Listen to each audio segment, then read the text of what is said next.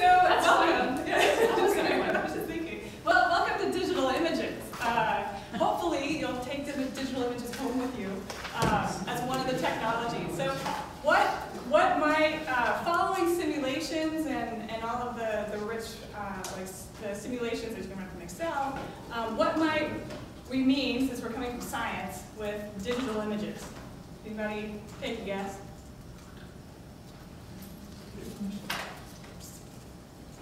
Pictures. All right.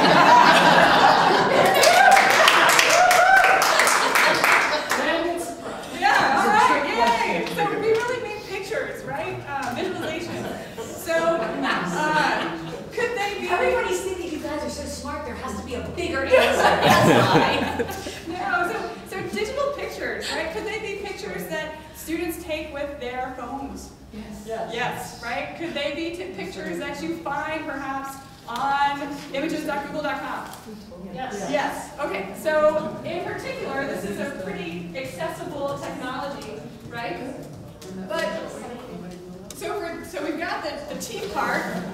Let's talk about perhaps how it might be applicable in science and what you might want to do. So the first thing, I apologize, we're going to go into student mode. I'm going to ask you to make some observations and inferences about this picture. So observations, what might be an observation about me? Just wearing pants. I'm wearing pants, okay, so that's good. Thank goodness I didn't forget my pants. It's not a good way to approach speed dating. Yeah.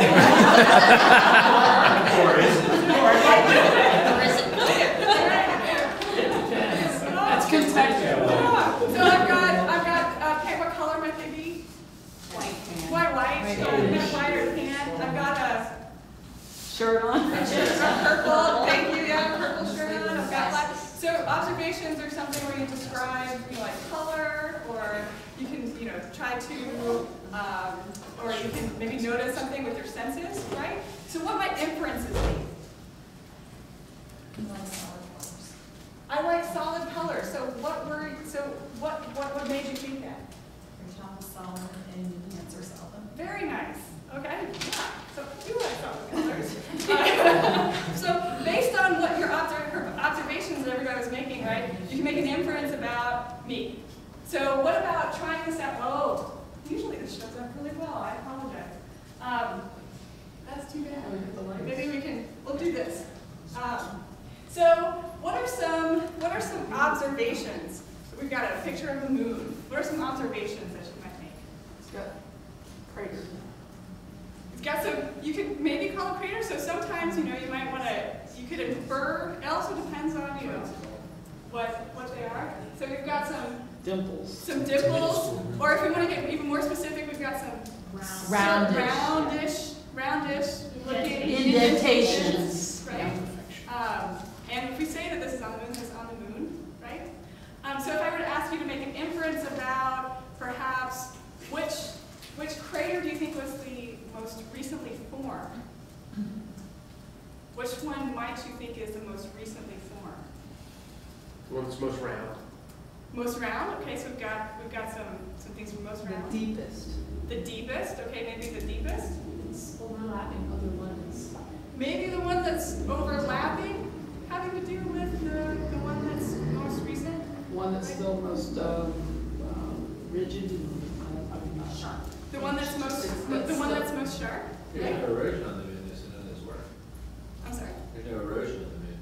There's no erosion on the moon. So they wouldn't get softer. There's less change form. erosion on the moon, right? So all of this is coming from one picture, right? So you can say digital images is pictures, but what I'm doing is trying to engage you in the process of making observations and making inferences, and then generating some perhaps hypotheses about what to further investigate, right? So all of this we just did from a simple picture, right? Great. So what about this? So this might be something that the kids could bring in, right? So if we're talking about kinetic and potential energy, what do you think this represents? First of all, what are your observations? Really quickly. So if you got some snow, we can say there's probably snow, right? Yes. And then the kids are Sledding. Okay, so when they're sledding, I'm sorry, we're just learning all sorts of science today. So what might be kinetic energy? Kinetic energy is the energy of motion, right?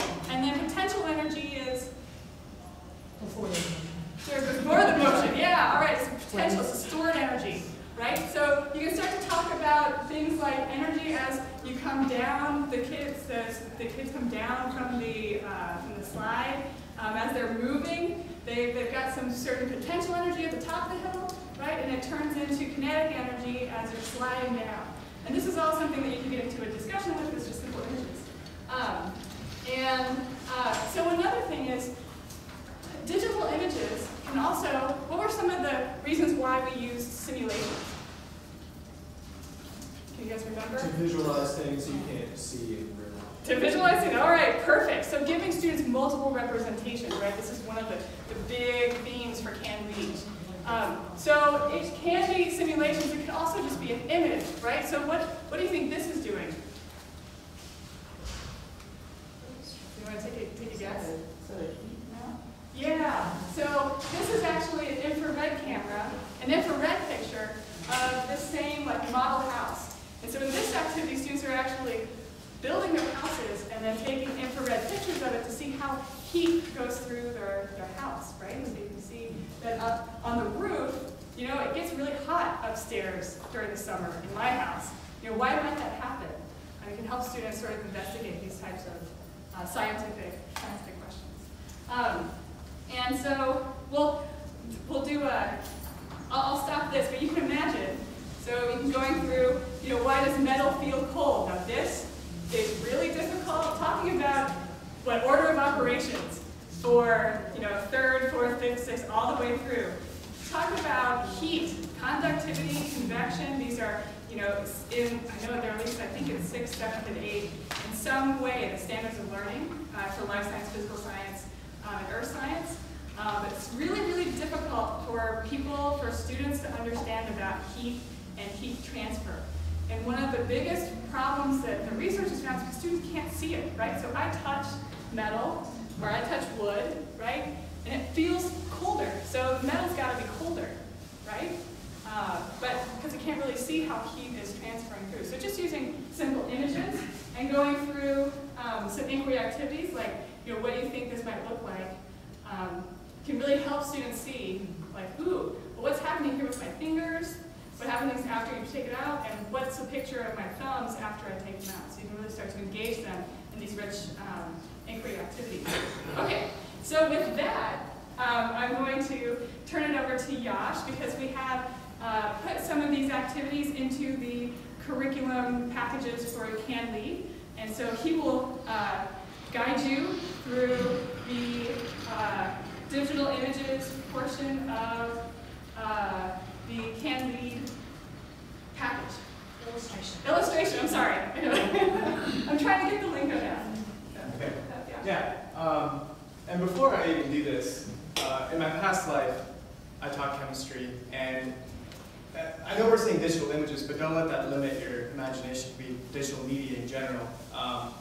And with chemistry, you do a lot of demonstrations. My department head was crazy enough to let me goof off with chemicals that were explosive, and I had a hood, so that was nice. I got to flip a pumpkin last year, that was fun. But if you don't have materials like that, and you don't have a hood, okay, what I did was I had a student videotape every single demo that I did. And with that video, I posted it on my Vision site, which was like a Blackboard site for my school. And under that video, I had a caption that explained the scientific process, like the content, what did this demo pertain to. And so right before the AP exam, they could go through all the demos, and it's like a little cue of what did this explain, and it helped them prepare. And they could write out equations for that demonstration, and so on and so forth. So digital media, digital images, digital media are very helpful in the classroom, even as a review tool. But this one illustration here, so if you're under TPAC for digital images, 7th grade illustration, this is actually a really easy activity that you guys can follow along with. As usual, we have a purpose, general review, learning objective, and in the activity guide, there's a link for eskeletons.org. So if you guys would click on that link, it'll take you to this page here. Okay? And this is developed by the University of Texas at Austin. And on the front page, you have a whole bunch of different skeletons. And as you scroll over them, it gives you a little blurb about each skeleton. And it takes, I think there are probably 10 or 11 of them. But the assignment is for comparative anatomy. So here's where the really cool stuff comes in. So let's say I have a human, and I want to explore this particular skeleton. If I click on that skeleton, it'll take me to a page where it shows me just a human skeleton body. And so I can click on any part I want, ribs, pelvis, legs. So let's say I click on ribs. It gives me one rib to look at, and it gives me all different angles. Inferior, posterior, superior, angle of that bone. And it gives me, for some of them, it has origin and insertion, which are anatomical terms that you probably don't want to worry about for middle school. But it has this just for one, and if I go into comparative anatomy, I can actually put things side by side. So for example, let's say I have a human, and we look at the cranium, and I want a lateral view of the human cranium. So there I have it, a lateral view of the human cranium. Okay. But I want to compare it to the lateral view of the cranium of a gorilla. And so I'll click on gorilla, and it'll give me a lateral view side by side. Okay.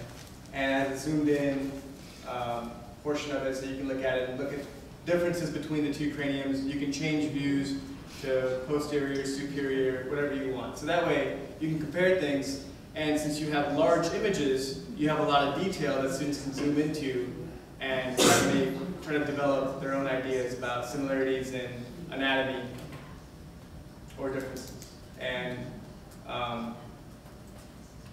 how something could evolve over time.